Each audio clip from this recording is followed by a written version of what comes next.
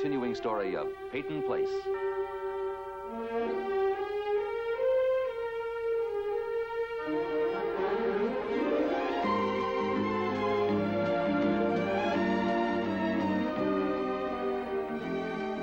Starring Ed Nelson as Michael Rossi,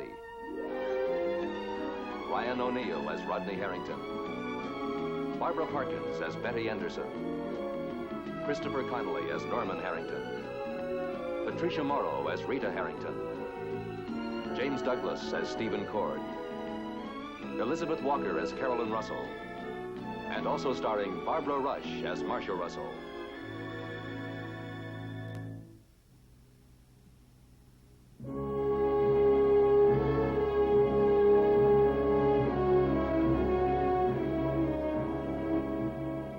Martin Peyton is dead. His death was expected. Still, the town named after his family reacts with a sense of shock. The body has been accompanied by Betty Harrington, who happens to be the principal beneficiary of Peyton's will. No one who lived in this town for very long could avoid the impact of Martin Peyton. And now that he's gone, the residents of Peyton Place must find other sources of strength and other sources of hatred. Betty rode in this limousine frequently when she was mistress of the Peyton house, when she was married to Stephen Cord. Now, she rides in it again, alone, trying to make the adjustment to vast wealth and patronage, seeing herself in a position of authority, dominating the town, working with the subtleties of human behavior learned from Peyton himself, while her husband waits for her in the hospital, nervously toying with her latest gift, a tennis ball marked "Love is the score."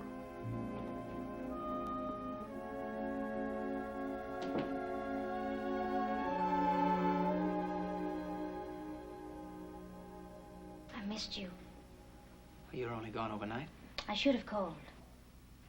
Why didn't you? There wasn't time. Wasn't time to pick up a phone and say you're bringing my grandfather's body back from Boston? I was with Stephen. So he went out of his way to tell me. I thought he might. Why didn't you beat him to the punch? I've stopped punching, at least on that subject.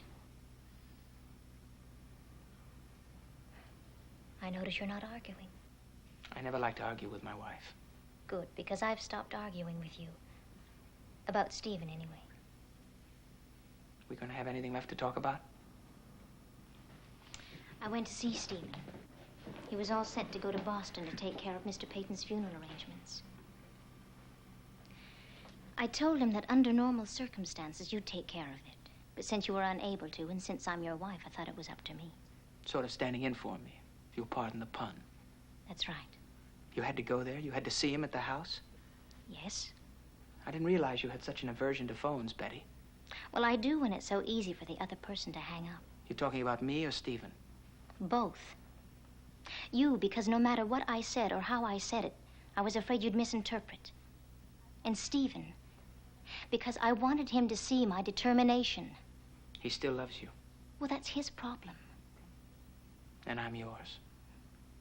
If you want to be. You can be my problem or you can be my husband. It's up to you. I know what I am to you. I know what I want to be. What I am, your wife. Got a lot of style, Mrs. Harrington. I just don't want to feel guilty anymore when I come in here. From now on, we've got to be open and free, Rod. No more doubts and superstitions on your part. And no more letting Stephen maneuver me into chance meetings on mine. But if one should happen, well, no more keeping it from you, because I feel that I'm protecting you. New leaf? Old leaf. Plain old leaf of honesty between husband and wife. I'll take a dozen gift wrapped. It only takes one. Well,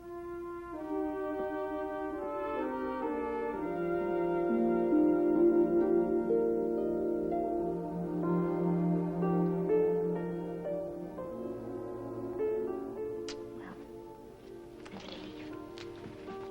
Hey, watch your head. Read it.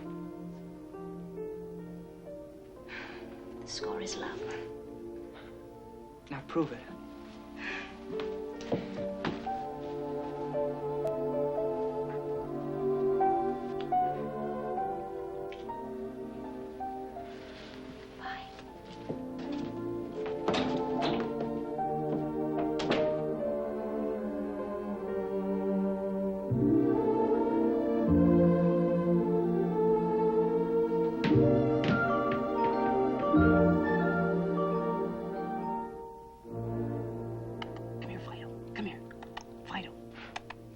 you tell which ones are which ones?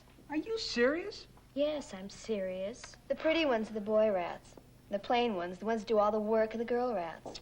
That's with birds and lions, not rats. Rats, too. Right, Carolyn?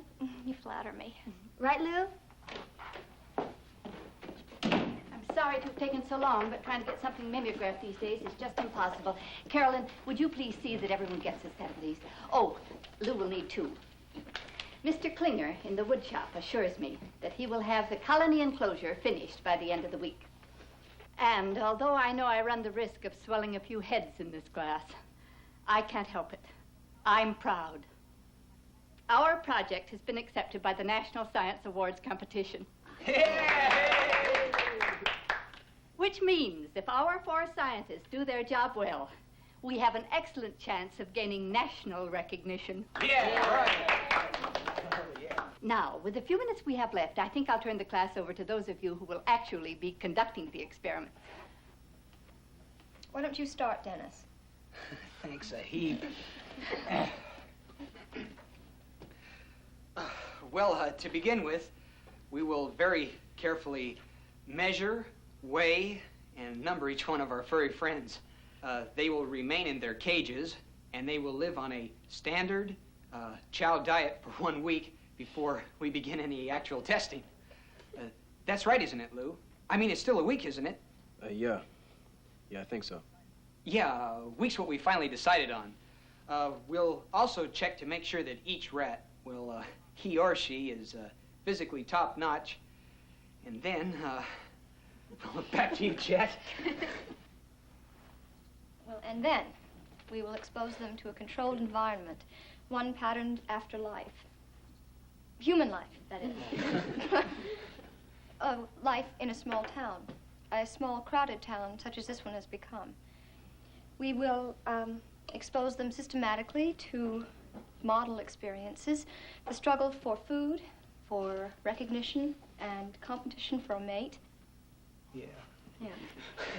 And that confusing and frustrating thing we call swinging in our society. And now, over to you, David.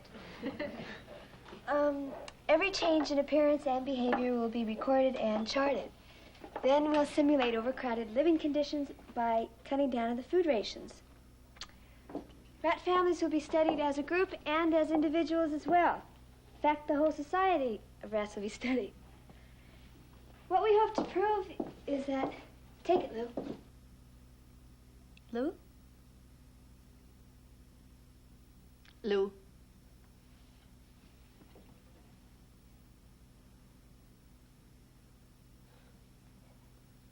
I'm sorry, Mrs. Roberts. I'm out of this project. You can't be serious. I just lost interest in it all, that's all. Science and everything.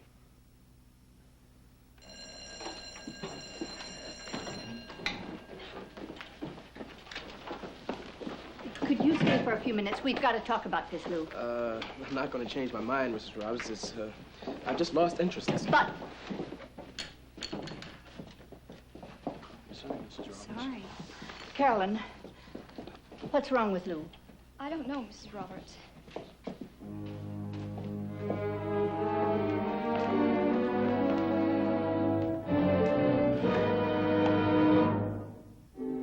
Hey, Lou? Hey, Lou? Lou! Hey, Carolyn, what's up? You know the lab project? Yeah? Well, Lou just walked off it. Mrs. Roberts was very upset. He's her best student. Well, I suppose he's got a right to walk off if he wants to. Is that all you wanted to ask me? No, not quite. My mother's been asking questions. Like what? Well, like, are you and I having a thing together? Did you hear me? Well, I think that we should talk to her, don't you? Talk to your mother? Yes, discuss it with her. Carolyn, I can't talk with your mother. No. You see, if we both just sat down with her... Carolyn, look at it this way. Are we going to ease her mind? Well, that depends on what we say. Well, we're not ready to talk about marriage. And even if we were to mention marriage, your mother would die. So what are we supposed to say? We want to play house, only we want to play it for real? Jeff, help me. It's funny. When you get right down to the nitty-gritty, you're a scared little kid. Have I ever said that I wasn't? No. But I just thought it would be different. How? Well, like older people. Well, now, don't get me wrong, Carolyn, but like your mother and Dr. Rossi. How do you know what's going on between my mother and Dr. Rossi? Carolyn, listen, I've had a lot of things on my mind lately, with my music and everything. I just didn't expect to have a problem with you. Well, that's a very charming thing to say. I just figured that the two of us would, well, you know. Have a good time? Yeah. You mean that's all you thought that it would be? Yeah, sure. You take the cake, you know that? You really take the cake.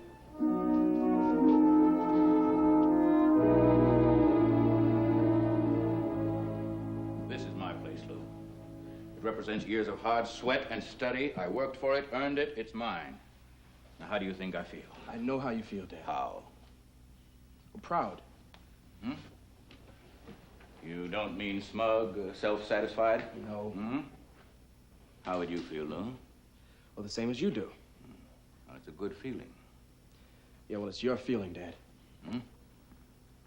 And it can be yours, too. Now, what do you want? I don't know. Why did you cool it on that project in school?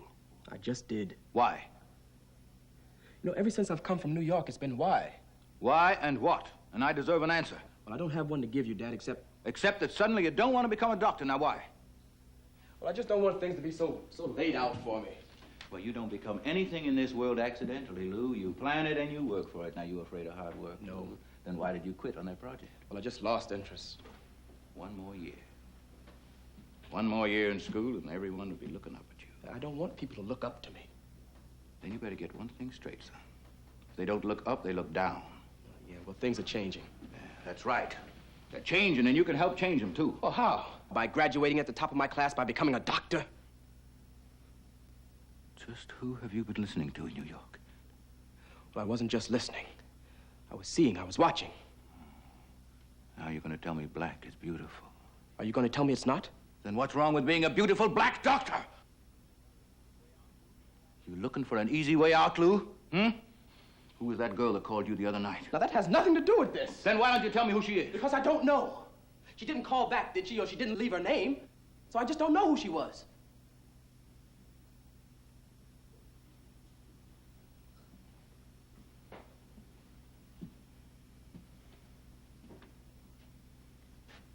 Sorry, Lou. You've got to see this from my point of view. I just didn't try to accomplish something for myself. I did it for you, your brother, and... You've got it, Lou. You can do it.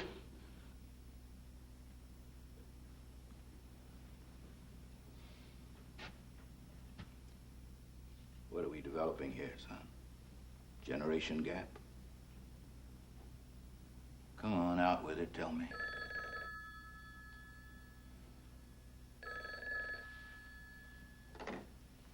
Yes? All right, I'll be right there.